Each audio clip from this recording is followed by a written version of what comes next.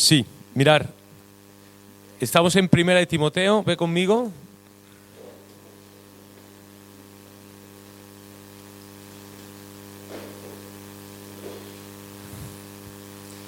Hacemos un recuento, ¿vale? Primer capítulo, Pablo directamente aborda sobre el asunto de los falsos maestros, falsas enseñanzas, como una amenaza externa a la iglesia que ya se está introduciendo en ella. Y de hecho menciona a ciertas personas al final del capítulo 1, ¿vale? Tenéis ahí a un tal Himeneo y Alejandro. Dice que no mantuvieron la fe ni la buena conciencia y que al haber desechado esta fe y esta buena conciencia naufragaron en cuanto a la fe, los cuales son Himeneo y Alejandro, a quienes entregué a Satanás para que aprendan a no blasfemar. Algunos comentaristas, algunos eruditos, ¿vale?, entienden que estas dos personas, Himeneo y Alejandro, puesto que son nombradas, deben ser personas con algún tipo de reconocimiento, algún tipo de posición dentro de la iglesia, conocidas por todos, porque si no, no los mencionaría. Si fueran personas no conocidas o no relevantes o no importantes, o con algún tipo de autoridad, no las mencionaría, pero por cuanto las menciona, algunos apuntan que probablemente fueran líderes, incluso ancianos, que se habían desviado de la fe, se habían desviado de la doctrina o se habían desviado también de esa conducta cristiana. Y luego hemos pasado al capítulo 2 en cuanto a la oración, ¿vale? Hemos visto algo de ello, un ministerio principal de la iglesia, y ahora seguimos al papel de la enseñanza, que tiene que ver con las mujeres. Pero vamos a ver que no es con todas las mujeres, sino que es con un grupo específico de mujeres, ¿de acuerdo?, en la que hay que poner orden. Y para eso, mirar, vamos a leer y retomamos un poquito lo que hablábamos del carácter en cuanto a la oración para que nuestras oraciones sean efectivas. Versículo 8, quiero que los hombres oren en todo lugar levantando manos santas sin ira y sin contienda. Dice, asimismo, que las mujeres se atavíen de ropa decorosa, con pudor y modestia, no con peinado ostentoso, ni oro, ni perlas, ni vestidos costosos, sino con buenas obras, como corresponde a mujeres que profesan piedad. La mujer aprenda en silencio y con toda sujeción, porque no permito a la mujer enseñar ni ejercer dominio sobre el hombre, sino estar en silencio, porque Adán fue formado primero, después Eva. Adán no fue engañado, sino que la mujer, siendo engañada, incurrió en transgresión, pero se salvará, engendrando hijos, si permanece en fe, amor y santificación con modestia. Entonces, mirar, obviamente lo que vamos a hacer es un estudio, vamos a ver un trasfondo, obviamente el trasfondo cultural, tanto del mundo judío, el mundo griego. Vamos a ver también el trasfondo específico de la ciudad de Éfeso.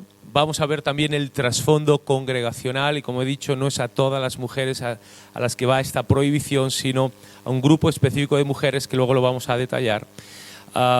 Y después entraremos en un estudio, haremos unas consideraciones teológicas en base a Gálatas 3:28, que creo que son muy interesantes, y después haremos un estudio exegético de este pasaje para comprender qué es lo que Pablo estaba.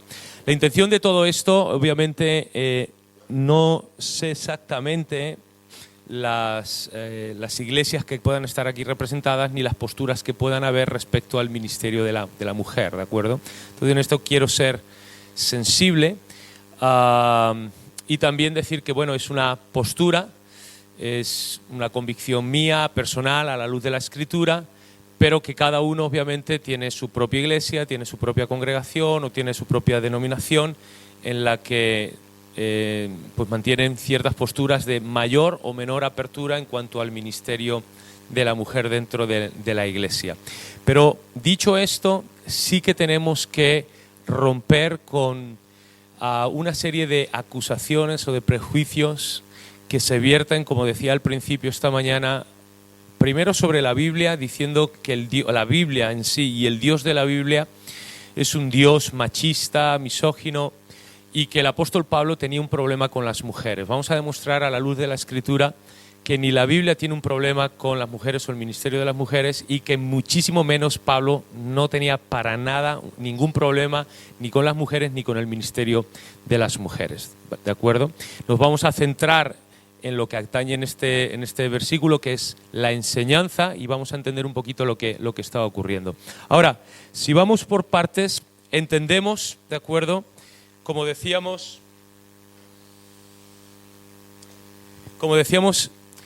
entendemos que se escribe en un trasfondo, ¿vale? Un trasfondo judío.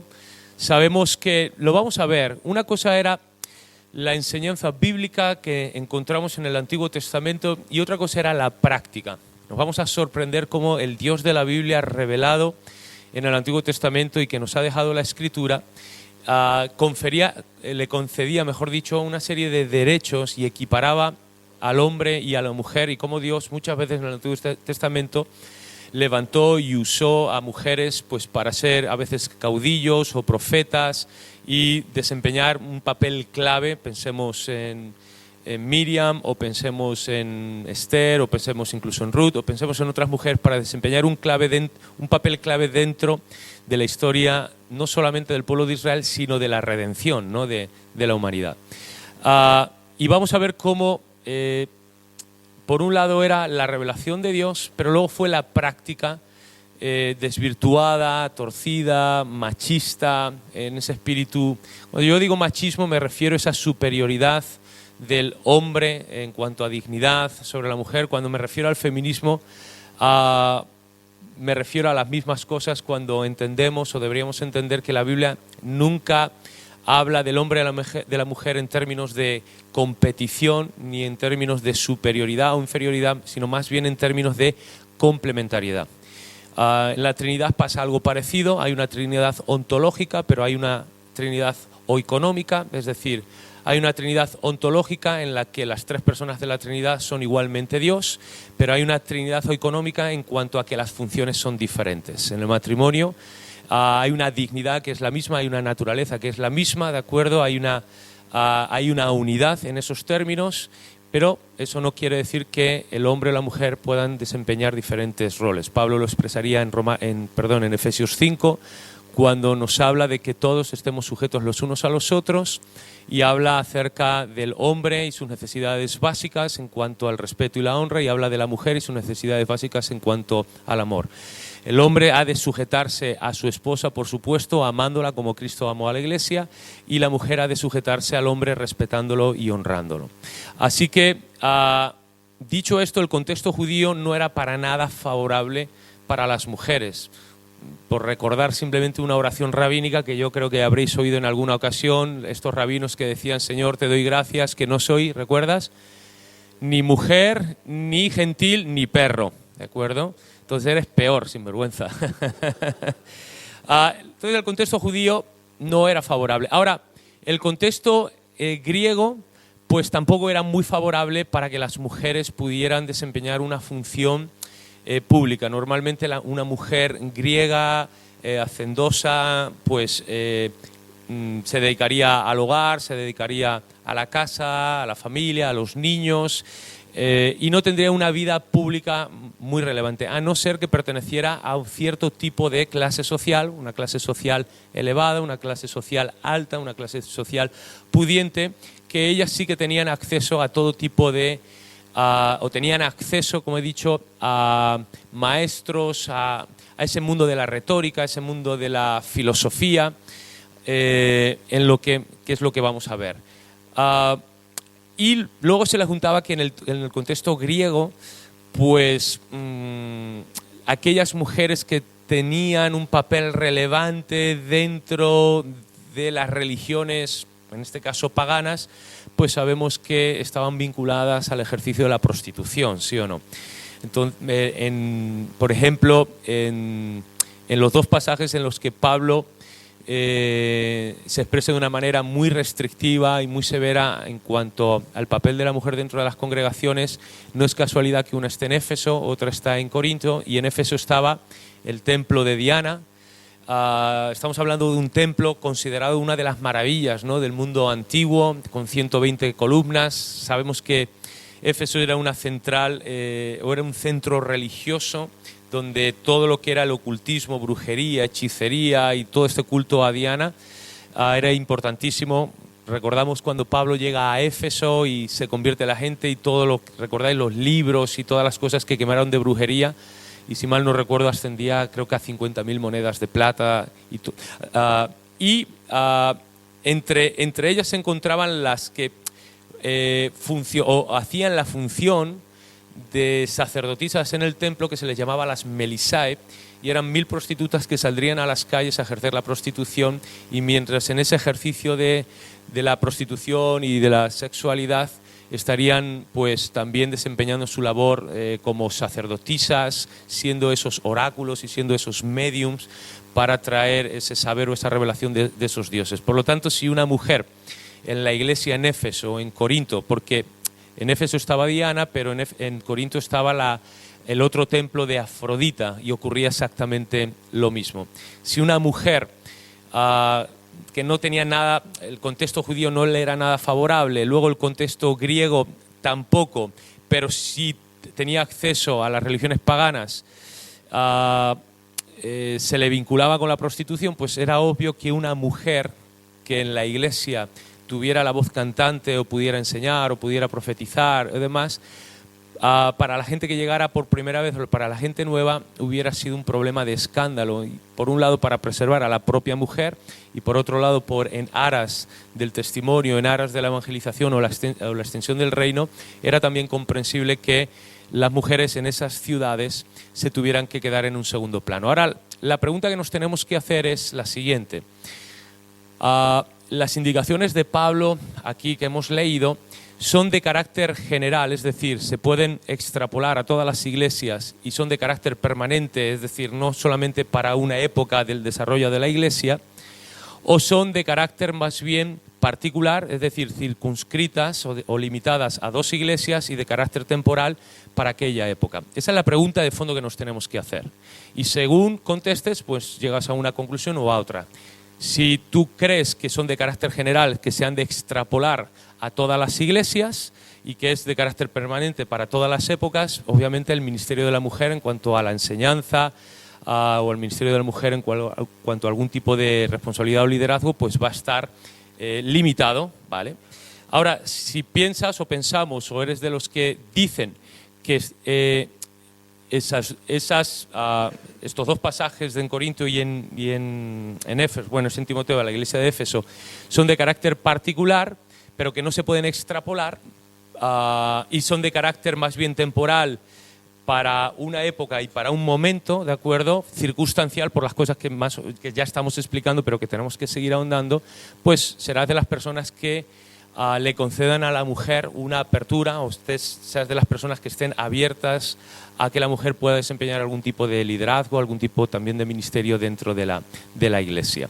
Ahora, para eso lo que tenemos que hacer es ver toda la evidencia escritural. Sería muy justo y sería incluso no solamente injusto, sino inapropiado, no correcto, llegar a una conclusión en base solamente a un pasaje o 2 pasajes y dejar toda la evidencia, no solamente de la Escritura, sino toda la evidencia del propio apóstol Pablo. Por lo tanto, lo que tenemos que hacer es ver qué es lo que la Biblia nos dice acerca del papel de la mujer y si es tan restrictivo como a veces las culturas o a veces las posiciones culturales, como te he dicho, o las posiciones de superioridad, en este caso del género machista o del género del hombre masculino, ¿vale? En estas posiciones machistas nos han hecho pensar.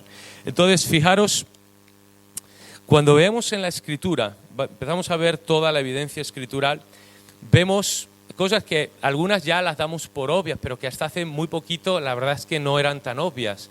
Vemos, y lo voy a ir simplemente citando,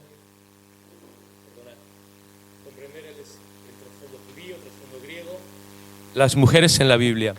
Vemos que cuando Dios crea al hombre y la mujer, en Génesis 1, 26 y 27, Dios creó al hombre y a la mujer a su imagen y semejanza, es decir, la imagen, la semejanza de Dios está en los dos. Hasta hace poco se consideraba a la mujer no como una criatura directa, lo hemos dicho antes, inmediata de Dios, sino que había sido creada del hombre o a través del hombre, por lo tanto debía estar sujeta al hombre. Un poco en base también a lo que Pablo decía, la mujer fue creada después y primero fue al hombre, luego vamos a entender por qué Pablo estaba diciendo eso. Vemos que la imagen y la semejanza, esa dignidad, esa naturaleza, ¿vale?, esa potencialidad está tanto en el hombre como en la mujer.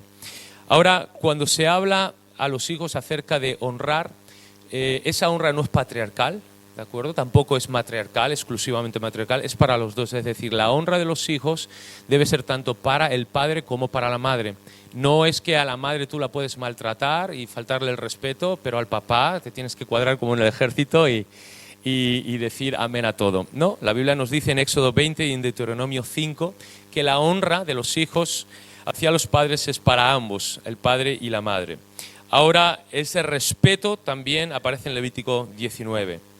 En cuanto a personas que estaban consagradas de una manera muy especial para el servicio de Dios, estamos hablando de los nazareos, ¿vale? No de los nazarenos, que luego nos liamos.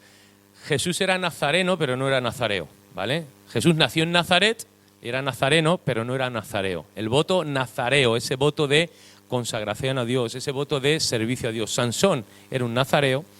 A veces pensamos, ¿vale?, que ese voto de consagración y de servicio a Dios que Dios aceptaba, ¿vale?, una persona consagrada, entregada totalmente al servicio suyo,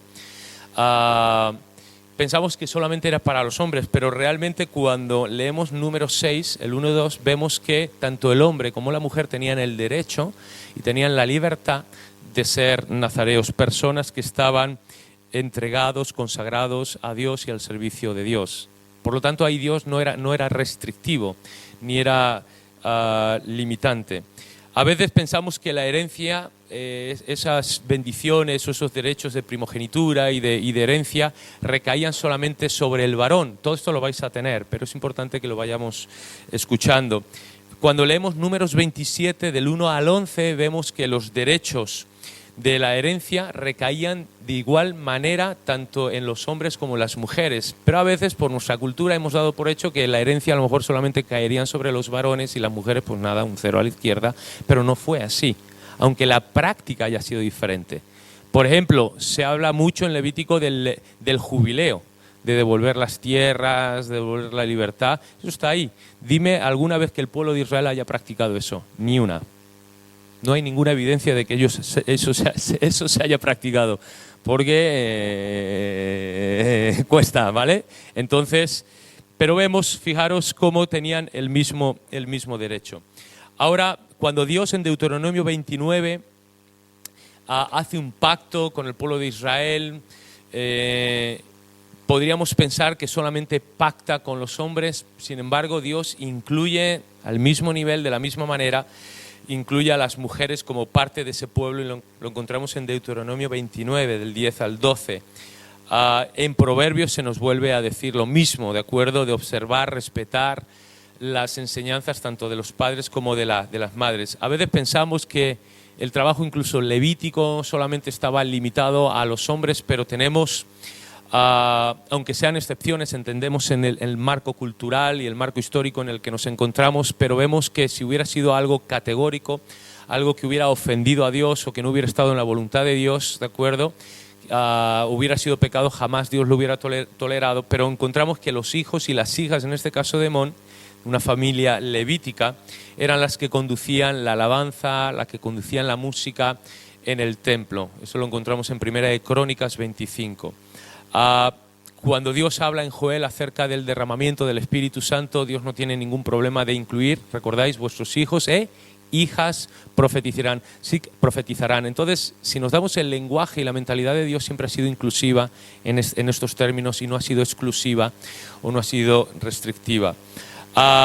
Vemos que en momentos de la historia del pueblo de Israel y que que son claves, que están registradas ahí porque forman parte de esa historia de la redención, pues en Éxodo 15 encontramos a la hermana de Moisés, Miriam, que es llamada profetisa, ejerce, cuando digo profetisa es que esa es la que ejerce esa enseñanza, y cuando digo enseñanza es ejercer una influencia, un gobierno, una autoridad también sobre el pueblo para guiarlos. Y ahí está. Por ejemplo, Débora, ¿vale?, también llamada profetisa en Jueces capítulo 4, fue la que condujo también a las tribus durante el capítulo 4 y 5 del libro de Jueces.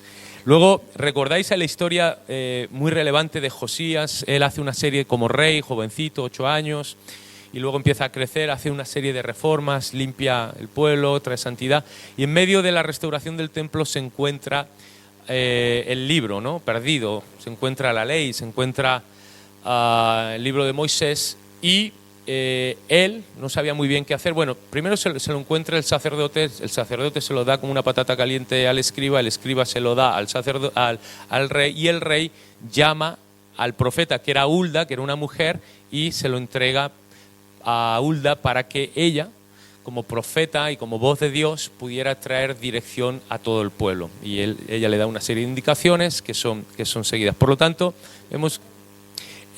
eso lo encontramos en, te lo voy a decir, en Segunda de Reyes 22 y en Segunda de Reyes 22 y Segunda de Crónicas 34, ¿de acuerdo? Y luego el rey termina haciendo algo muy bonito, ¿no?, con el pueblo, pactando y demás. Por lo tanto, vemos que, pues eso, que en momentos Dios no tuvo ningún problema de permitir o levantar o usar la figura o la persona de una mujer para a favor de sus planes y de sus propósitos. Hemos leído, por ejemplo, o he comentado antes el libro de Esther, una mujer en este caso tan importante, que Dios providencialmente y en su sabiduría, en su gracia y en su poder, pues es la mujer clave que trae salvación y liberación. De hecho, a partir de ahí se empieza a celebrar pues la fiesta, una fiesta que queda perpetua en el pueblo de Israel. ¿Cómo será esto? Que los esenios, no sé si habéis oído, me imagino que un poquito de ellos, son los que preservaron, son los autores los que preservaron toda esa documentación de las cuevas del Qumran, que fue muy importante porque hasta entonces, en cuanto al Antiguo Testamento, solamente se conservaban los textos masoréticos, es decir, los masoretas eran una serie de escribas muy buenos, muy fieles, pero los textos masoréticos databan del siglo VIII, IX y X de nuestra era, así que había un gap, es decir, había una brecha de tiempo de más de 1500 años o 2000 años desde que comenzó a escribirse el Antiguo Testamento hasta que finalizó. Pues estos documentos del Qumran se encuentran y dan los mismos documentos de todo el Antiguo Testamento, pero con 1000 años de anterioridad. Ahora, muchos detractores de la fe cristiana y de la veracidad de la Escritura se frotaban las manos diciendo: ahora, como hemos encontrado textos con 1000 años más antiguos que los textos masoréticos, vamos a ver que hay muchas diferencias. Bueno, pues se dieron cuenta que el 97% de esos textos del Qumran coincidían con los textos masoréticos y que había una confiabilidad y una fiabilidad de los textos que hoy nosotros tenemos impresionante. ¿Por qué te digo esto? Porque los esenios eran una cultura sumamente machista y hay en los documentos del Qumran se encuentran todos los textos, todos los libros del Antiguo Testamento, menos el libro de Esther, porque la figura principal es una mujer. Muy curioso, pero eso es así, ¿de acuerdo? Entonces, bueno, luego seguimos avanzando en el Nuevo Testamento. Creo que no nos tenemos que convencer que Jesús fue una persona muy rompedora en muchas áreas y en muchos ámbitos de la vida, en lo religioso, en lo académico, en la figura del rabino, en muchas cosas, ¿de acuerdo? En su didáctica, en su metodología, y también en este sentido del acercamiento y la notoriedad o la importancia que le dio Jesús a las mujeres.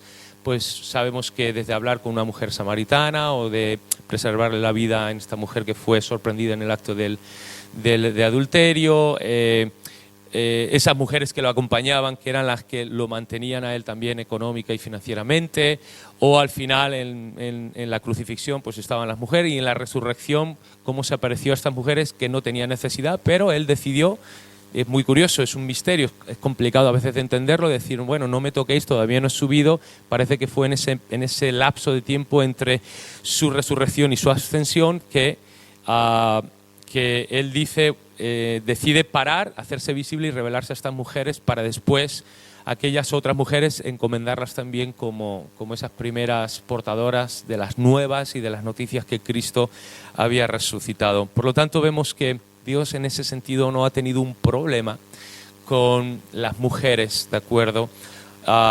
Y nunca ha tenido una visión, una posición denigrante en cuanto a ellas. En el Nuevo Testamento pues vemos figuras como Isabel y María, mujeres temerosas, dispuestas a servir al Señor que estaban en el templo. Ana, esta otra mujer que servía también en el templo, en Lucas 2.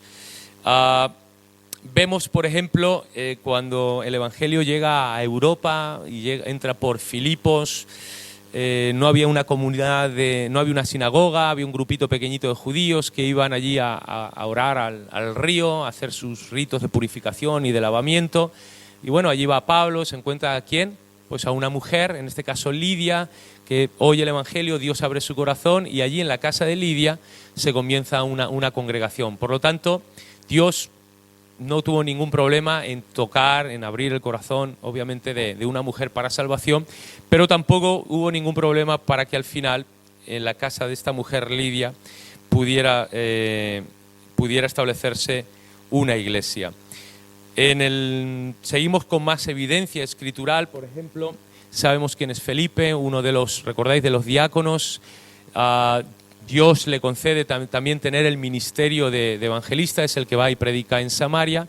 Y este Felipe tuvo 4 hijas, ¿recordáis?, que vienen descritas en Hechos 21. Y estas 4 hijas eran 4 profetisas.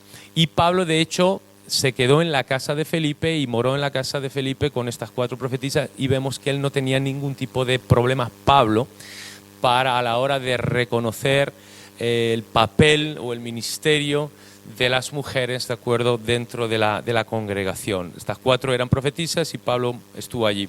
Ahora, cuando Pablo, recordamos lo que decíamos de la carta de Romanos, si tú te tuvieras que quedar con una de las 13, ¿recordáis 13, 13 cartas de Pablo, si tú te tuvieras que quedar con una, yo creo que muchos escogeríamos tal vez la carta de Romanos, ¿vale?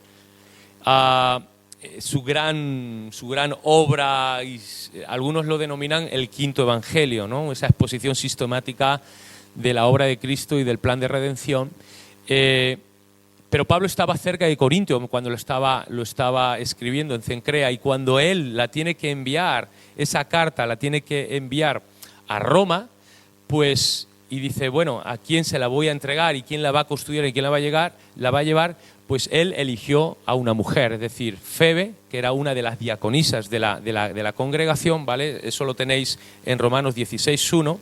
Entonces, diaconisa de la iglesia, Pablo se lo entregó y se lo confió a esta mujer diaconisa para que pudiera llevar su carta a la iglesia en Roma. Por lo tanto, Pablo no tenía tantos problemas como muchas veces se nos ha hecho pensar o hemos podido pensar. Ahora sí que entramos, por ejemplo, con Priscila, ¿no?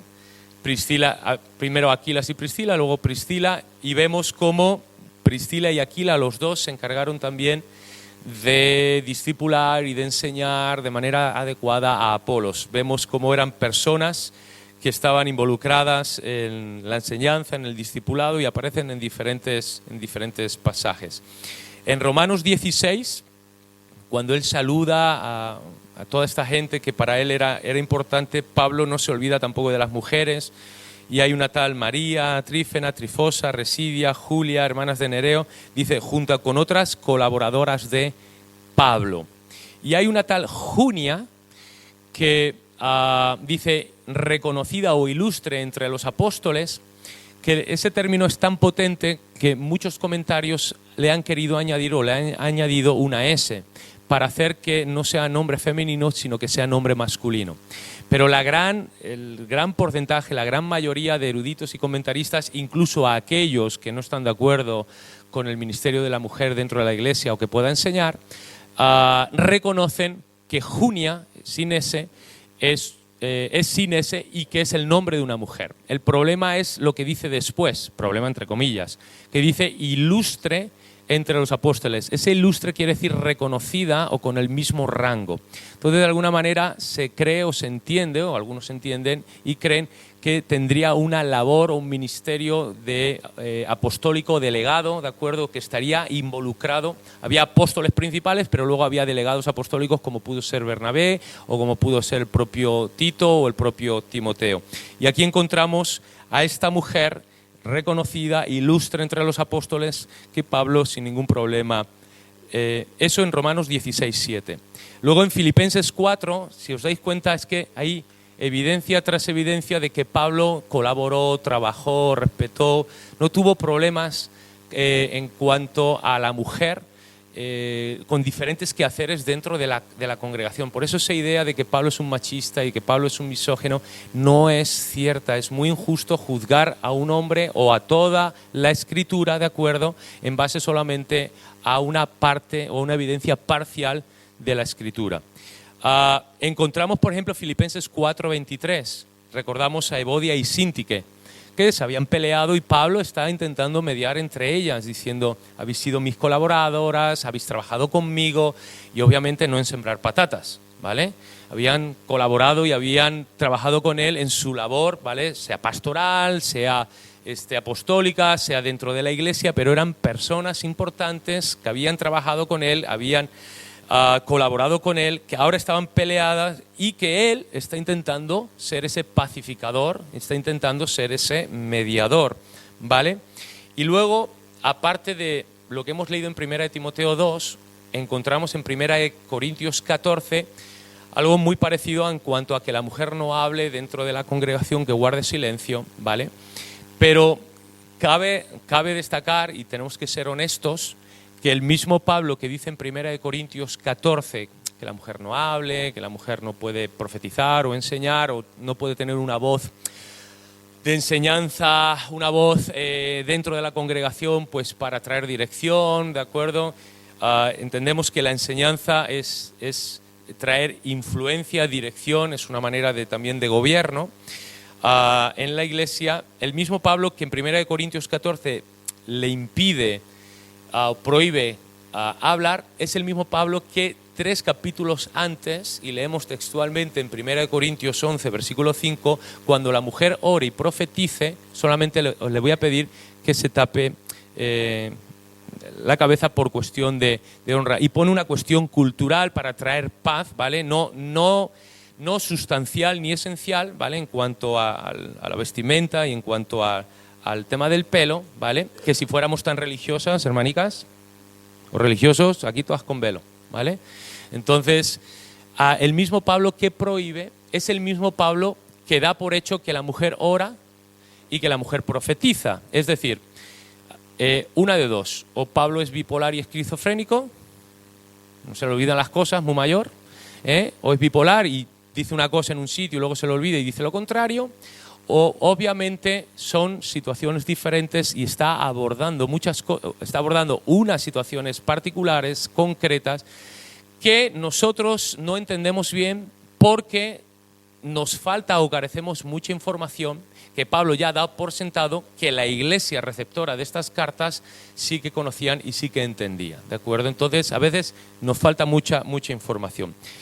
Después de todo esto, vamos a meternos ya en un estudio más particular del contexto. Esto quería poner un contexto escritural, tanto del Antiguo como del Nuevo, y también un contexto de la propia evidencia que las Escrituras nos dan acerca del trato, de la conducta o del proceder de Pablo en cuanto a la mujer. Ahora lo que tenemos que hacer es seguir ahondando un poquito más en la teología de Pablo y seguir ahondando un poquito más para ver el contexto más particular de Éfeso y de la iglesia de Éfeso, que creo que nos va a sorprender.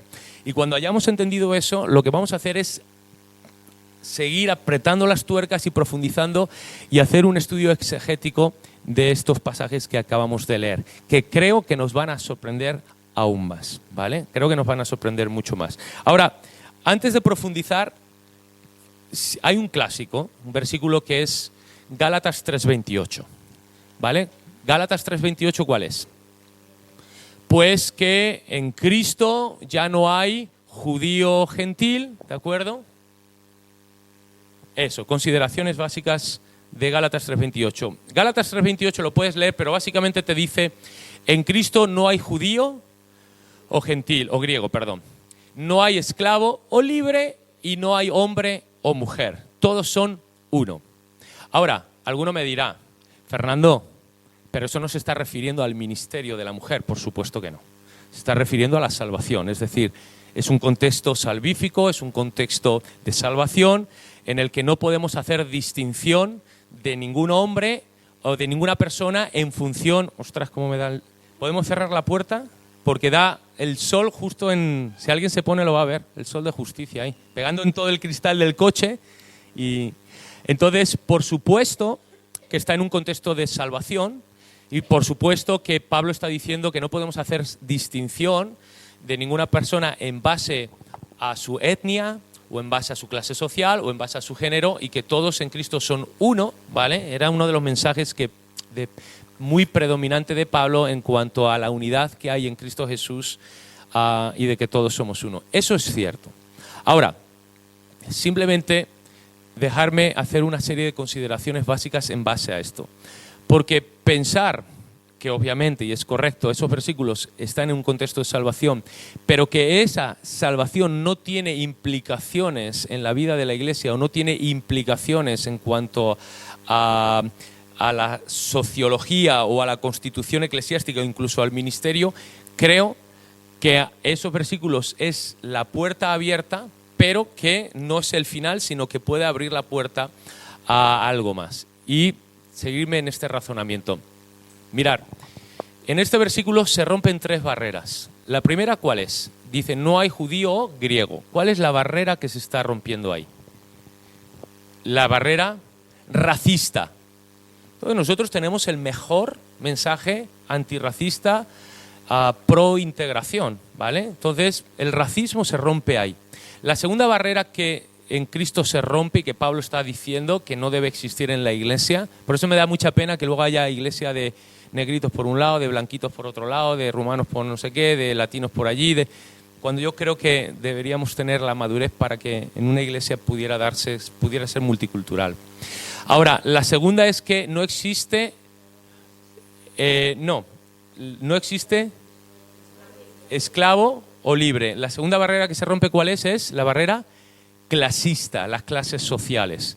Entonces, Pablo está diciendo en Cristo no vale más el que más tiene, ni vale menos el que menos tiene. Aquí da igual que tú pertenezcas a una clase social alta o baja, porque al final todos somos uno en Cristo Jesús. Y luego dice no hay hombre o mujer, ¿vale? Varón o hembra. ¿Cuál es la tercera barrera que se rompe? La sexista. Es decir, entonces rompemos barreras racistas, clasistas y sexistas. Ahora, porque todos en Cristo son uno, para salvación. Ahora, una vez que esas personas, una vez que esas personas son salvas, entran a una nueva vida y entran a una nueva realidad que es el reino de Dios y entran a una nueva familia que es la iglesia. Y seguirme en este razonamiento también. Fijaros, ¿qué hubiera pasado si la iglesia hubiera dicho lo siguiente? ¿Qué hubiera pasado si la iglesia dice, bueno, está bien? Los judíos creyentes, reales, hubieran dicho, está bien, en Cristo no hay judío o griego, venga, está bien, que los griegos se salven, que los gentiles se salven, venga, que los de España, los de Vigo, los que estén allí, que se salven, vale. Pero ¿qué hubiera pasado si en Hechos 15 hubieran dicho, está bien, que se salven, pero se pueden salvar, pero no pueden tener ningún tipo de liderazgo dentro de la iglesia? Los únicos líderes, los únicos ancianos y obispos, diáconos, vamos a ser nosotros los judíos. ¿Qué hubiéramos pensado de eso? Entonces, eso es un absurdo. Ahora, para nosotros lo tenemos claro, pero para la iglesia primitiva no lo tenía tan claro. A la iglesia le costó mucho digerir esa implicación de la salvación. Al principio ni siquiera querían predicar el evangelio. Recordamos toda la pelea, entre comillas, la batalla de Dios con Pedro para convencerlo que fuera, lo preparó para que luego pudiera ir a casa de Cornelio. cómo le costó a la iglesia entender que los gentiles se habían salvado. Y si no es porque primero Dios derrama el bautismo del Espíritu Santo, no los bautizan en agua. Y es como dice, bueno, pues ya Dios los ha bautizado en el Espíritu Santo y están igual que nosotros aquí hablando en lengua, ¿cómo nosotros no los vamos a bautizar en agua? Y después, de acuerdo, los aceptan, pero no le ponen ningún tipo de prohibición. Hubiera sido injusto, absurdo decir, sí, se van a salvar, pero no puede haber pastores entre ellos. No puede haber ministerios, no puede haber profetas, no puede haber evangelistas, no puede haber maestros, no puede haber ningún tipo de ministerios entre los gentiles. Sería absurdo. Ahora, ¿qué hubiera pasado si hubiéramos dicho, no hay diferencia, hemos dicho, entre judío y griego? La otra, no hay diferencia entre esclavo o libre. ¿Qué hubiera pasado si decir, vale, a los pobres también los metemos dentro del Evangelio, pero ninguno de ellos puede servir a Dios y ninguno de ellos puede ser maestro, enseñar, profetizar? ¿Qué hubiéramos dicho, qué hubiéramos pensado de decir, oye, está bien, los esclavos, venga, también vamos a dejar que se conviertan, pero ninguno de ellos puede servir? Es más, Lucas se cree que era un esclavo y Teófilo se cree que era su antiguo dueño, su antiguo amo. Ahora, la esclavitud del neotestamentaria no tiene nada que ver con la esclavitud que nosotros tenemos en mente el día de hoy. Ahora, ¿qué hubiera pasado si nosotros hubiéramos dicho, vale, los esclavos o los pobres que se conviertan, pero no pueden servir? Para nosotros es un absurdo, ¿vale? Porque entendemos que ni siquiera el llamado de Dios el llamado de Dios depende o queda condicionado ni a una etnia, a una raza, ni tampoco a una clase social o a una condición social de libertad o no. Entonces, eso nosotros lo tenemos claro, pero escuchar, hasta hace 150 años no estaba tan claro, ¿eh? La esclavitud la tenemos muy reciente. Incluso grandes cristianos han sido grandes defensores de la esclavitud, ¿sí o no? Gracias también, y tenemos que decirlo, igual que lo otro nos avergüenza, también lo tenemos que decir con orgullo sano, ¿vale? Que la esclavitud se abolió gracias a la iniciativa de grandes hombres y grandes personas, ¿de acuerdo?, que se levantaron, y dentro del seno de la Iglesia se levantó ese movimiento contra la esclavitud para abolirla. Pero hasta hace 150 años, hasta hace bien poquito, hasta los años 30, 40, 50, en los autobuses de Estados Unidos, una nación muy cristiana, los blancos adelante y los negros, ¿dónde iban? Atrás. Esto estamos hablando de hace 70 años atrás. Entonces, que ellos, lo que ahora nosotros entendemos y se nos hace obvio, hasta hace muy poquito no era así. Entonces, pensar que alguien podía ejercer o tener un ministerio era muy, muy, muy difícil. Para nosotros es absurdo. De la misma manera, y ya algunos ya saben por dónde voy, entonces de la misma manera decir, vale, está bien, las mujeres se van a salvar, no son un perro, ¿vale? Las mujeres se pueden salvar, pero ninguna de ellas puede enseñar. Ninguna de ellas, simplemente por la condición de su género. De la misma manera que es absurdo limitar el ministerio de una persona simplemente por su condición de raza o de etnia o su condición social económica, también es una injusticia limitar el ministerio de una persona simplemente por su condición de género. Por eso te digo que hay una serie de implicaciones basados en Gálatas 3:28, por lo tanto, por eso comentaba desde Génesis, desde el inicio, la imagen y la semejanza de Dios, esa potencialidad ya está puesta tanto en el hombre como en la mujer. Ahora, entendiendo esto, si vamos de nuevo, vamos a hacer un contexto, vamos a ir a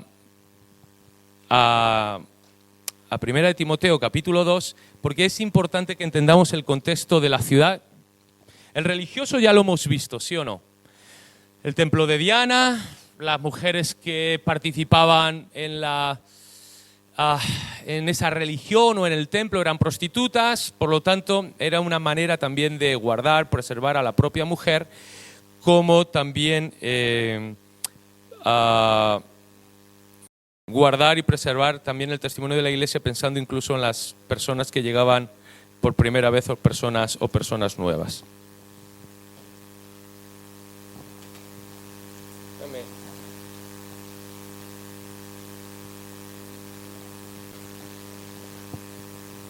Fijaros,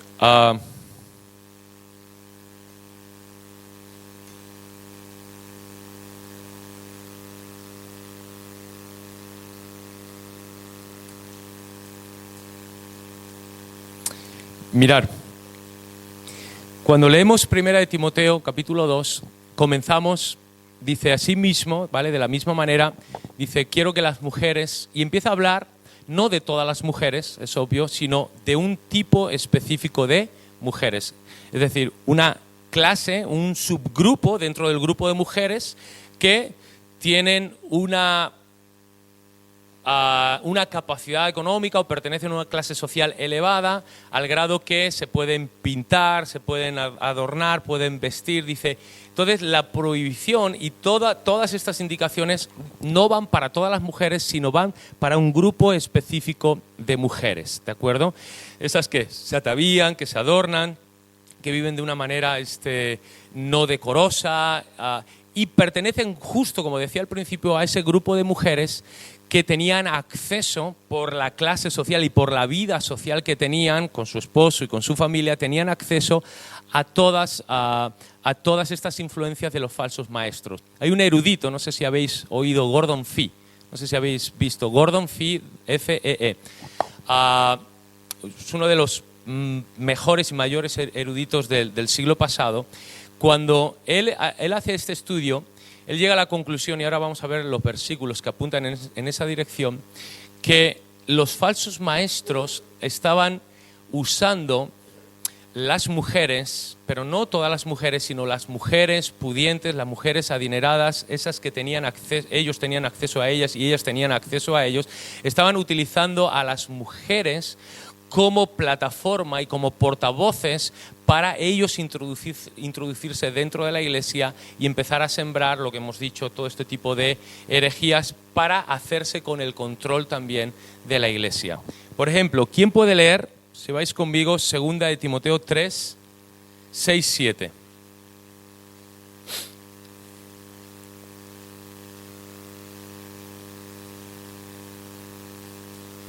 Segunda de Timoteo 3, 6, 7.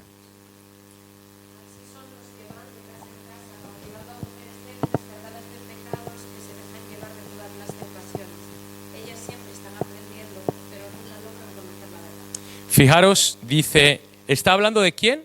De los falsos maestros. ¿Qué es lo que hacen? ¿Cuál era la estrategia de los falsos maestros? Era, antes de meterse en la iglesia, en la congregación, se metían ¿dónde? En las casas. Y dentro de las casas, ¿cuáles eran sus presas? Imagínate el lobo o el león. Cuando se metían en la casa, ¿en quién ponían el objetivo y en quién ponían la mirada? Dice, ¿y llevan cautivas a quién? A las mujercillas cargadas de pecado, dice, arrastradas por diversas concupiscencias, y aquí se mezcla la falsa enseñanza con la falsa o con esa moralidad errónea, lo que hablábamos como muchas veces la brujería, la distorsión, la falsa enseñanza, todas estas religiones paganas muy mezcladas con la sexualidad, con el ejercicio de la inmoralidad. Y fijaros, dice, arrastradas por diversas concupiscencias, dice, están siempre aprendiendo. Recordamos el gnosticismo, recordamos el docetismo, recordamos que estas religiones mistéricas. Ahora, las religiones del misterio, las religiones mistéricas eran religiones, ¿vale? En la época en la que Pablo estaba escribiendo, que mezclaban el contexto judío, ¿vale? Y también mezclaban el contexto filosófico. Y hacían una mezcla, y Pablo está diciendo, dice, hay unas religiones. Las religiones, algunos le llaman mistéricas, otras del misterio, dice que están engañando y que se están infiltrando, están mezclando el judaísmo con el helenismo, están mezclando la Biblia, el Antiguo Testamento, con la filosofía griega. Por eso Pablo, lo vamos a ver más adelante, llega a decir, dice, el verdadero misterio, y utiliza por primera vez, o de las pocas veces que Pablo utiliza la palabra misterio, dice, el misterio es este, y el misterio de la piedad es este. Entonces Pablo le está diciendo a la iglesia de Éfeso, eso viene en 1 de Timoteo 3, el misterio de la piedad, ¿recordáis? Dios hecho hombre, manifestado, ¿vale? Vindicado por el Espíritu, predicado a los gentiles, creído en el mundo, recibido arriba en gloria. Dice, este es el misterio. Pablo está diciendo a la iglesia, dejaros de historias y dejaros de falsas enseñanzas. El verdadero misterio no lo que van diciendo estos falsos maestros que están de las religiones mistéricas, que van mezclando verdad con mentira, y eso es súper peligroso. Este es el misterio de la verdad. Por eso Pablo en el mismo versículo, un poquito antes, dice, la iglesia es, ¿qué? Es la casa de Dios, ¿vale? Dice, y refiriéndose a casa como santuario, dice, y la iglesia es columna y baluarte de la verdad. Ahora nosotros se nos olvida todo eso porque no estábamos ahí, pero recordar, en Éfeso estaba el templo de Diana, y es el templo más potente y más majestuoso, más grandioso, 120 columnas. Por eso Pablo dice, mira, el misterio no es lo que van diciendo esta gente, el misterio de la piedad es esto, esta es la verdad. El templo verdadero y el santuario, la casa, no es el de Diana, es la iglesia. Y las columnas que mantienen ese templo somos nosotros. Nosotros somos las columnas que deben mantener elevada y de pie, ¿de acuerdo?, la verdad de Dios. Entonces, Pablo está haciendo siempre una analogía entre lo que ellos están viviendo, en donde ellos viven, ¿de acuerdo? Y para nosotros muchas veces se nos escapa porque no conocemos el contexto ni de lo que estaba ocurriendo ni de dónde estaban viviendo.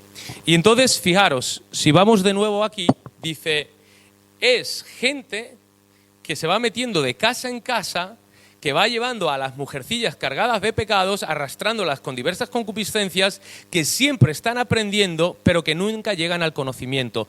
Para los gnósticos, para los docetas o para estos falsos maestros de las religiones mistéricas, la salvación no era por un encuentro existencial con Cristo Jesús, no es un encuentro con Dios, sino es tener un conocimiento. La salvación venía a través de la gnosis. Por eso Pablo dirá de esa mal llamada o falsamente llamada ciencia, y la palabra ciencia es gnosis, ¿de acuerdo? De ahí sale la palabra gnósticos.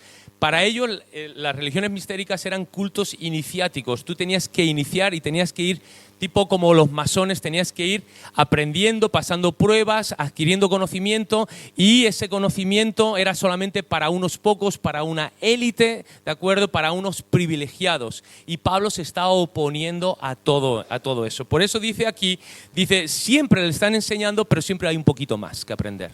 Y todavía no eres salva, y todavía no te vas al cielo, todavía te falta estudiar o aprender, todavía hay misterios que desconocen. Cuando Pablo está diciendo que al final la salvación no es por aquello que conozcas en términos intelectuales, sino por tener un encuentro personal con Cristo Jesús, en el que tú te arrepientes, pones tu fe en Él y tú puedes nacer de nuevo.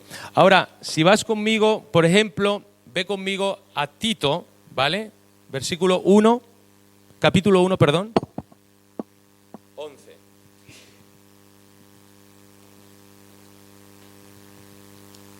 ¿Lo tienes? Tito 1:11.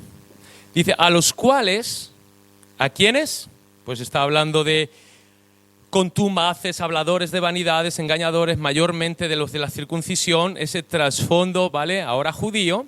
Dice, a los cuales es preciso, ¿qué?, tapar la boca, que trastornan, ¿qué?, enteras, ¿de acuerdo?, enseñando por ganancia deshonesta lo que no conviene. ¿Y cuál era la finalidad de meterse en esas casas? ¿Vale? Lucrarse. Obviamente no se van a meter en la casa del pobre.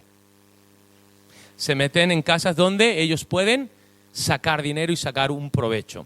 Por eso cuando volvemos, si vais conmigo, volvemos a 1 Timoteo 2, esta prohibición, ¿vale?, no va a todas las mujeres, sino va a un grupo específico de mujeres que pertenecen a una clase social alta y pudiente, en las que están siendo víctimas de estos falsos maestros porque se están metiendo en sus casas y las están utilizando como voceras o como portavoces, como puerta de entrada a la iglesia, porque obviamente en Santiago, lo hemos dicho antes, aquel que tenía dinero, pues entonces se le daba un lugar de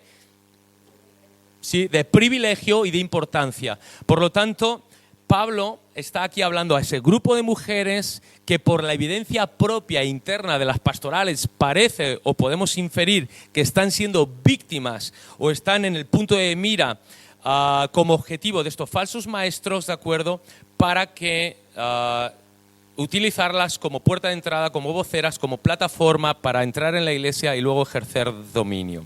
Ahora, Por eso en el versículo 11, si lo leemos, dice, la mujer aprenda en silencio con toda sujeción. Ahora, la palabra silencio, y aquí nos metemos a hacer ya un análisis más exegético. Fijaros, la palabra silencio se utiliza solamente en 6 ocasiones en el Nuevo Testamento y el término literalmente significa, sí, silencio, pero silencio en términos de sosegadamente, reposadamente, tranquilamente, apaciblemente, ¿vale? Cuando Pablo dice, oye, quiero que oremos, y oremos por todos los hombres, y oremos por nuestros gobernantes para que podamos vivir quieta y reposadamente. Esa reposadamente es la misma palabra de silencio, ¿vale? Entonces está hablando de que no haya una altanería. No está hablando de ponerle una cremallera, sino de que no haya, y ahora lo vamos a entender más, no haya una altanería, que no haya una soberbia, que no haya un afán de protagonismo, ¿de acuerdo? Esa soberbia o ese querer tener la autoridad. Dice, aprenda en silencio. Ahora, bueno, eso lo podéis leer vosotros, ¿vale? En el versículo 12, súper interesante, dice, porque no permito a la mujer enseñar, ni ejercer dominio sobre el hombre. Fíjate, dice, no permito a la mujer enseñar, ni ejercer. Ahora, esa coma obviamente no está en el original griego, ¿vale? Eso es una coma puesta. Pero es que cuando tú analizas, y esto es Gordon Fee y otros, ¿vale?, eruditos, cuando tú analizas esa construcción gramatical, te das cuenta que Pablo no está prohibiendo 2 cosas diferentes. Es decir, Pablo no estaba diciendo, prohíbo, no permito o no dejo o voy a prohibir 2 cosas. Una, que enseñe, y otra, que ejerza dominio. Pablo, la construcción gramatical se llama endíasis. Igual que antes hablamos de la diatriba, pues ahora hablamos de otra cosa rara, ¿vale? Que no es una enfermedad, ¿vale? Ni una inflamación de algo en nuestro cuerpo. La endíasis, con H, endíasis. Ahora, la endíasis es utilizar 2 verbos para transmitir una misma idea. Por ejemplo, si yo te digo, oye, Gaby, me sé tu nombre. Digo, Gaby, sal o vete y compra pan. Yo no le estoy diciendo 2 cosas diferentes. Una, vete y no vuelvas más. No lo estoy entregando a Satanás como a algunos gustaría, ¿vale? Pero no le estoy diciendo, vete. Y luego, por allí, cuando ya estés perdido tal, compra pan. No, la idea es conjunta. Es, deja de donde estés, ¿de acuerdo? Sal de donde estás con la idea y la finalidad de comprar pan. O sea, vete para. Pablo aquí, la estructura gramatical en griego, te repito, endíasis, se podría traducir como no permito a la mujer enseñar con el fin o con la finalidad de ejercer dominio. Es decir, Pablo no está prohibiendo el ejercicio de la enseñanza en la mujer, sino la finalidad de esa enseñanza. ¿Me explico? Pablo no está prohibiendo el ejercicio de la enseñanza de la mujer, sino la finalidad, ¿de acuerdo? O el objetivo, la intencionalidad, si quieres, de esa enseñanza. ¿Por qué? Porque Pablo va a utilizar otra palabra, dice ejercer dominio, y es un apas legomenon. ¿Qué es eso de un apas legomenon? ¿No queríais? ¿No? Pues no, es fácil. Es que luego alguna vez la vais a ver decir, eso yo lo vi. Yo lo vi ahí en las pastorales. No, una apas con H legomenon quiere decir, es muy sencillo, es una palabra que aparece por primera y única vez en todo el registro literario de un autor. Que sí, pero es muy... A ver, ejercer dominio en griego es autenteneo. Bueno, pues esa palabrita autenteneo es la primera y la única vez que Pablo la utiliza en todo su registro literario. ¿Eso lo hemos entendido? Pues eso se llama apas legomenon. Apax, H-A-P, lo tenéis ahí en el PDF, H-A-P-A-X, legomenon. Eso va a entrar en el examen porque me estáis haciendo sudar. No. Simplemente, no. El punto, además, esto lo hago para que nos riamos porque se nos va a quedar más grabado aún. Lo que os quiero decir es que si Pablo utiliza por primera, única y última vez una palabra para esto es porque es algo muy particular. ¿Lo entendemos? Es el punto donde yo quiero llegar. Si utiliza esta palabra por primera, única y última vez es porque es algo muy particular lo que está ocurriendo aquí. Y esa palabra auto, tenteo, significa auto-yo, tenteo significa elevarse. Es decir, las mujeres se estaban elevando a sí mismas al margen del reconocimiento congregacional o al margen del reconocimiento del presbiterio. Se estaban levantando a sí mismos para enseñar y ejercer dominio sobre los hombres y sobre la congregación sin que la propia iglesia y sin que el propio presbiterio las hubiera levantado. Y Pablo no solamente prohibiría eso a las mujeres, Pablo se lo prohíbe también a los hombres, es más, les manda que le tapen la boca. O sea que cuidado, esta prohibición no solamente cae sobre las mujeres, sino que también va a caer sobre los falsos maestros, falsos profetas, que son hombres que los entregan a Satanás, a Himeneo y al otro, y que les mandan tapar la boca. Entonces, Pablo, esta palabra autenteneo, dice, se están levantando al margen, están enseñando, y están enseñando algo que es tan contrario a la Escritura, con la finalidad de ejercer dominio que yo no lo permito, ¿de acuerdo? Entonces, se están levantando al margen, como decíamos, del reconocimiento tanto congregacional como del presbiterio. Voy contigo, dame un segundo. Ahora, Pablo a continuación da una serie de indicaciones y una serie de razones. Yo te he dicho antes que muchas veces Pablo lo que hacía era exponer la mentira para luego contraargumentarla. Te he hablado de las religiones mistéricas, te he hablado de los falsos maestros, te he hablado... Cuando uno indaga, ¿vale? Hemos visto que la comunidad judía era una comunidad, aunque no fuera muy numerosa, pero sí era una comunidad influyente. Sabemos que desde siempre han tenido dinero, ¿vale? Entonces, es verdad. Entonces eran influyentes y se habían mezclado el judaísmo con la filosofía griega. Y hay historiadores no solamente cristianos, sino no creyentes, donde tenemos mucha evidencia de que dentro de esa mezcolanza había una cosa que se llamaba, había una divinidad, no me he olvidado, voy a ir contigo. Había una deidad y había una divinidad. Sabemos que la divinidad y la deidad, la más potente desde el inicio, siempre ha sido la diosa de la fertilidad. Eso lo sabemos, siempre en la barriguita. Y esa diosa ha tomado diferentes nombres. En el Antiguo Testamento, ¿quién era? Pues Astaret, las Aseras, tenemos a Diana, tenemos a Afrodita, tenemos a Artemisa, tenemos a la Virgen María, ¿vale? ¿Sí o no? Son herencias, pero siempre es una diosa de la fertilidad, ¿de acuerdo? La que está embarazada y la que da a luz a Dios o la que da o que trae la vida. Bueno, en las religiones mistéricas se enseñaba, para confundir a la gente, que un nombre que recibía esta diosa era la Gran Eva, ¿vale? Está ahí documentado, ¿vale? Igual que he mencionado estos nombres, había la Gran Eva. En base a los relatos bíblicos del Génesis, como esa Eva creada por Dios, esa primera mujer, esa diosa, la habían elevado, la habían mezclado y la habían elevado, pues un poco como va a pasar con María. Tú dices, no, pero ¿eso cómo va a pasar? Pues con María, corredentora. ¿Vale? Entonces, eso nos ha pasado a nosotros, la hemos divinizado, la han divinizado en nuestra cultura.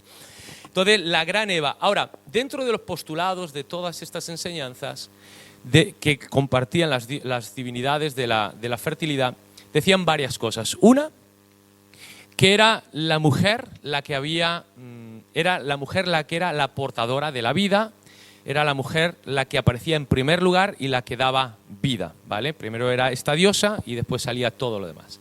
Dos, que esta diosa de la deidad, al dar vida, no solamente daba vida, sino que también traía iluminación y que también traía conocimiento y también traía revelación. Y tres, de acuerdo, lo leeremos luego en 1 Timoteo 4, dice: en los postreros días el Espíritu Santo dice claramente que vendrán doctrinas de demonios, espíritus engañadores. Entre las características de esta gente, prohibirán comer ciertos alimentos, ¿recordáis? Y entre ellos prohibirán casarse y también dentro de todo eso casarse, ellos prohibían el ejercicio de la maternidad. ¿Por qué? Porque para ellos, fíjate, una mujer religiosa, pagana, espiritual, podía ser prostituta y según ellos era espiritual, pero no podía ser madre, porque si era madre se contaminaba. Porque para ellos la materia, ¿recordáis? ¿La materia qué es? Mala, perversa. Para nosotros nos da igual. Esta silla ni es buena ni mala. Esta silla, si yo la uso para estudiar, es buena. Ahora, si la uso para estampártela en tu cabeza, pues entonces se convierte en algo malo. Pero para ellos, por naturaleza, las cosas materiales eran malas. Entonces imagínate un parto. Un parto. Una mujer ahí con la escena del parto, ¿vale? Imagínate la que se lía ahí en un parto. Para ellos los gnósticos decían que la materia generando más materia era una aberración. Para ellos creían, y perdonad que se os quede así la cabeza, lo único que quiero decir es que esto está sustentado. Para ellos creían en las emanaciones o en los eones. Y cada emanación y cada eón, cada generación, por así decirlo, era peor y más perversa. Por lo tanto, cada nacimiento se empeoraba la persona. Y era materia que ya era abominable de por sí, generando más materia, pero en un peor estado. Por lo tanto, para estas mujeres no podían ser madres. Y ahora aquí llega Pablo y dice, señores, y estoy terminando y voy contigo, señores, cuidado con estos falsos maestros. Su estrategia es meterse en casas para sacar el dinero y están utilizando a las mujeres, ¿de acuerdo?, como plataforma para entrar a la iglesia. Estas mujeres se están levantando al margen, se están levantando a sí mismos al margen de la autoridad congregacional y del presbiterio, ¿de acuerdo? Y quieren ejercer dominio y están enseñando ciertas cosas que hemos visto qué cosas son las que enseñaban. Por eso Pablo dice, señores, que no se engañen. Eva no fue la primera. El primero fue Adán. Eva vino en segundo lugar. Estos van diciendo que la diosa, la gran Eva, la diosa de la fertilidad, que fue primera y que primero fue ella y después el hombre. No es cierto. Primero fue el hombre, ¿de acuerdo? Y está desbaratando esa deidad y ese pensamiento, ¿de acuerdo? Diciendo, primero vino el hombre y después vino la mujer. Segundo, esta gente va diciendo que esta gran Eva o esta diosa, ¿de acuerdo?, es la que va a atraer la revelación y el conocimiento. No es así, porque la Eva de la Biblia, fue engañada. Y fue engañada también en primer lugar. Así que el conocimiento de la verdad no viene ni por Eva, ni por esta gran Eva, ni porras, porque fue engañada. Tercero, señores, cuidado, porque esta gente va diciendo que si la mujer, ¿vale?, da a luz, se van a condenar. Están diciendo que es una aberración, que no están siendo mujeres piadosas, según ellos, que no están siendo espirituales, sino que se van a condenar. Y entonces Pablo, una de dos, o está negando toda su teología de que la salvación es por fe en Cristo Jesús, o de repente nos encontramos un versículo y se salvará ejerciendo la maternidad. Si pensamos que Pablo está supeditando la salvación de la mujer al ejercicio de la santidad, ¿de acuerdo?, estamos mal nosotros. Si Pablo lo está diciendo seriamente, se le ha ido la olla, ¿de acuerdo?, y es bipolar y está negando toda su teología. O él lo está diciendo por algo que a ti y a mí se nos escapa. Y que al entender el contexto en el que se dijo, por qué se dijo, lo que estaba sucediendo en la iglesia y lo que estaba sucediendo en los ámbitos espirituales, Pablo está diciendo, a las mujeres les están diciendo que si son madres se van a condenar. Y yo aquí le estoy diciendo que la mujer, si es madre y tiene un hijo, se va a salvar. Por eso lo dice. Ahora sí. Se me han puesto los pelos de punta. Y por eso Pablo lo está diciendo aquí. No es cuestión. Ahora, escuchar, yo no estoy diciendo que la mujer en este caso tiene que hacer esto o lo otro. Cada iglesia tiene su trasfondo, tiene sus ¿cómo se llama? Estamos hablando en el ejercicio, escucharme, estamos hablando en el ejercicio del ministerio de la enseñanza. Yo no me voy a meter en otros tinglaos que si la mujer puede ser o no puede ser, si es pastor. Yo tengo mi convicción personal. Estamos hablando, por ser fiel al texto, sobre el ejercicio del ministerio de la enseñanza. Si la mujer puede enseñar o no puede enseñar públicamente, es decir, enseñar, predicar, compartir la palabra, el nombre que le queráis poner. Aquí estos versículos de Pablo no van en esa dirección, ¿de acuerdo? Por lo tanto, no está limitando, ni cercenando, ni cortando el ministerio de la mujer, ¿de acuerdo? Entonces, dicho esto, ahora sí.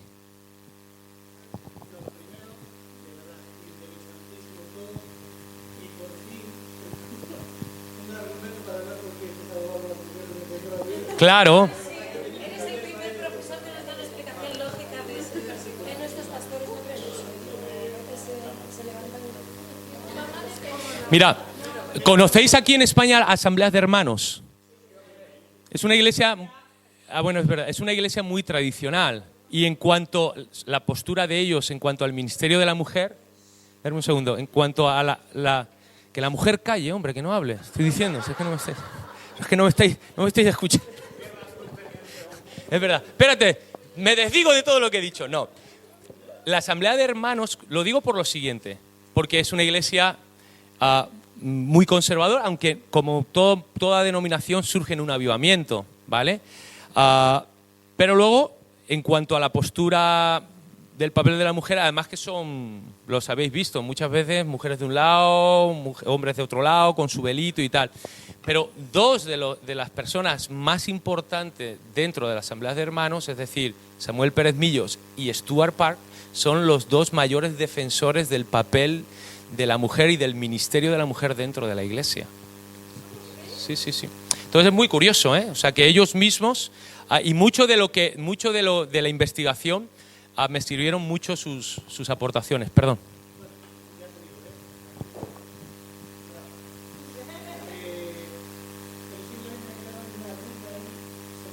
Sí. Y que probablemente no la pueda contestar.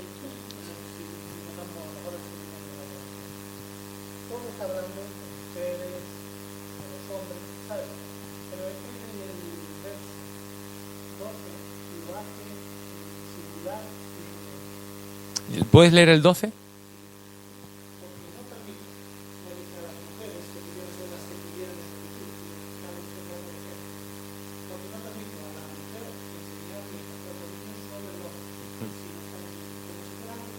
Claro.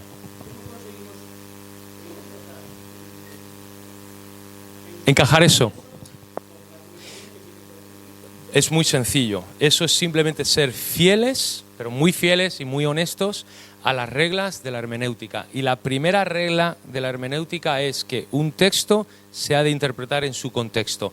Y cuando un texto es ambiguo, no es claro, es un poco confuso, queda ahí indeterminado, ¿vale? En cuanto a lo que quiere transmitir, lo que tenemos que hacer es leer el contexto en el que se ha dicho.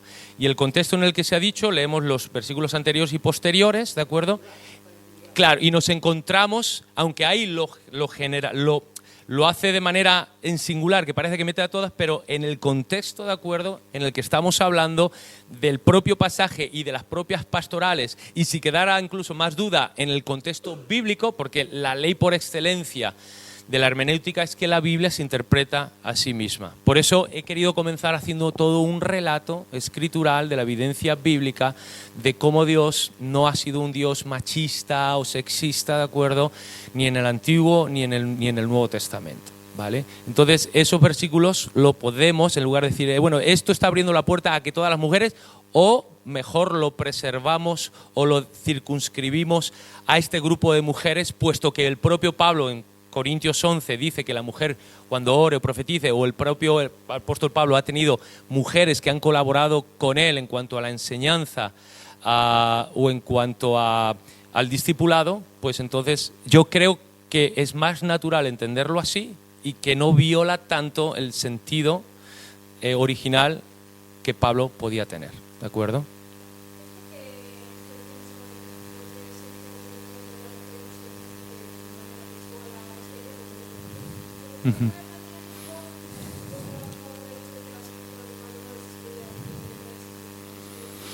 Yo no creo que tanto. Eso te permite el amanuense, como decíamos, él escribe, te permite cierto juego en cuanto al estilo o al vocabulario. Pero, sí, ¿vale? Mira, es verdad, yo no he mirado otras versiones, entonces sería, por ejemplo, yo no he mirado, eso sería un punto, ¿de acuerdo? Llevarte esto a lo genérico no es solo que Pablo es contra de la esclavitud, sino que contradeciría al mismo Jesús, porque Jesús se revela por primera vez como un Mesías a una mujer y la decía como un mensaje a su pueblo. Si para Jesús la enseñanza del Evangelio nos vale tanto para una mujer, entonces... Es lo que, eso viene, bueno, es ahondar en todo lo que hemos dicho anteriormente de la evidencia tanto del Antiguo como del Nuevo, en el que, entonces, en este sentido, ¿de acuerdo? Creo que la Iglesia, igual que le costó digerir a veces el tema de las etnias o el tema de las clases sociales, a veces le cuesta digerir el tema del género, ¿de acuerdo? Ahora, no estoy hablando de ninguna otra cosa. En este caso me limito, luego a título personal, si me quieres preguntar, me preguntas. Pero estoy hablando en cuanto a la enseñanza de que una mujer pueda enseñar o pueda predicar públicamente en la congregación, ¿de acuerdo? En este caso no podríamos utilizar estos versículos a la luz de lo que hemos visto.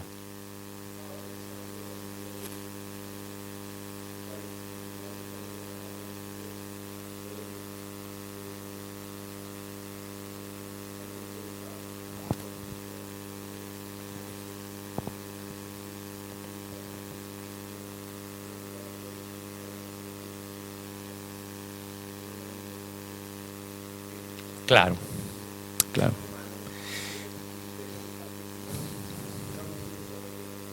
Lo que nunca podemos hacer es interpretar la Biblia con nuestras gafas del tercer milenio. Nunca vamos a llegar a buenas conclusiones. Por eso, dentro del método, los métodos y los enfoques hermenéuticos, está el literal, como te he dicho, está luego el alegórico, está el dogmático y está el que más se utiliza, que creo que es el mejor, que es el histórico-lingüístico o el gramático-histórico. Estudias bien la lingüística y estudias también el contexto de los receptores, porque a mí me interesa saber cuál fue la intención original del autor para esos receptores y no sacar yo mis propias conclusiones con mis gafas. Termino con esto, damos un break, ¿vale? Y continuamos. Solamente os digo una cosa. La Biblia, ¿vosotros creéis que el corazón de Dios está a favor de la esclavitud? No, ¿vale? No. Pero te hago una pregunta.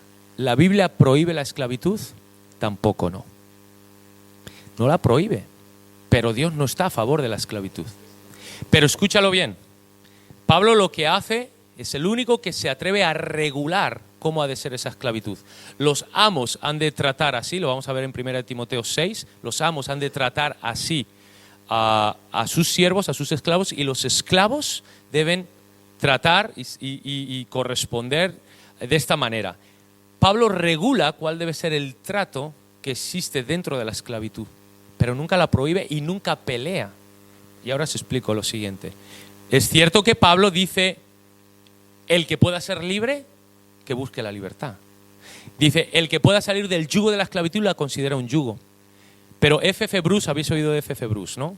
Bueno, pues ya habéis oído. F.F. Bruce, ¿vale? Un súper mega erudito. Él dice, la simiente de la destrucción de la esclavitud ya estaba puesta con el nacimiento de la Iglesia, porque la Iglesia, aunque Dios no va a solucionar todos los problemas sociales, ¿de acuerdo?, en un momento y de esa época, ¿vale?, pero la simiente de esos principios bíblicos de Gálatas 3:28 ya era una sentencia de muerte contra todas estas aberraciones, y era cuestión de tiempo que la Iglesia, con sus principios y sus valores, hiciera o promoviera o lograra una transformación social. Y solamente joder, ¿cuántas veces digo que termino? Pero os digo de Trajano. Trajano, uno de los emperadores que más persiguió la Iglesia primitiva. Un capitán, un general suyo, le escribe la famosa carta a Trajano y dice, nuestra batalla está perdida. Contra los cristianos no podemos, por más que los persigamos. Y el capitán o el general le dice al emperador, dice, los cristianos han conquistado el corazón del imperio. Los cristianos han conquistado el imperio, han conquistado el corazón del imperio, porque no solamente cuidan de sus enfermos, de sus niños y de sus ancianos, sino también de los nuestros. Contra eso no podemos luchar. Eso está ahí, ¿de acuerdo? Break, son 5 menos 5, no. ¿Quién? Perdón.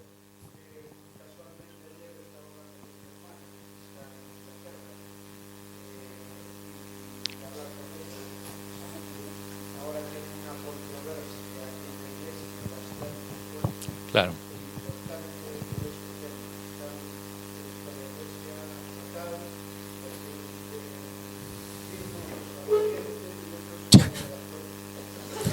Oye, qué bueno es eso, ¿eh? Eso suena gallego.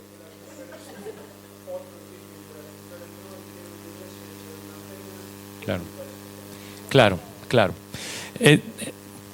Por eso decía, no estamos entrando en temas más allá, no estamos simplemente si la mujer puede tener algún tipo de ministerio reconocido en la iglesia, y en este caso el tema de la enseñanza, que pueda enseñar o pueda predicar o pueda subirse a un púlpito. Creo que la Biblia no lo prohíbe y creo que estos versículos no se pueden utilizar, ¿vale?, por lo que hemos expuesto, para limitarlo. Que el Señor os bendiga, yo ya me voy. No, son 5 menos 5, ¿hacemos un break? ¿O qué hacemos, Miguel?